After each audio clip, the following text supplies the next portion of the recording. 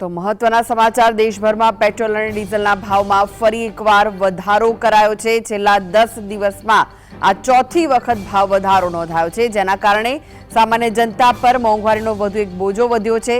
પેટ્રોલના ભાવમાં 2.61 રૂપિયા અને ડીઝલના ભાવમાં 2.71 રૂપિયાનો વધારો કરાયો છે। રાજધાની દિલ્હીમાં હવે પેટ્રોલનો ભાવ 102.12 રૂપિયા પ્રતિ લીટર અને ડીઝલનો ભાવ 95.20 રૂપિયા પ્રતિ લીટર થઈ ગયો છે। નવા દરો લાગુ થતા દેશના ચારેય મહાનગરોમાં ઈંધણના ભાવ વધ્યા છે। વધતા ઈંધણ ભાવોની સીધી અસર પરિવહન ખર્ચ, રોજિંદી જરૂરિયાતોની કિંમતો પર પડી શકે છે।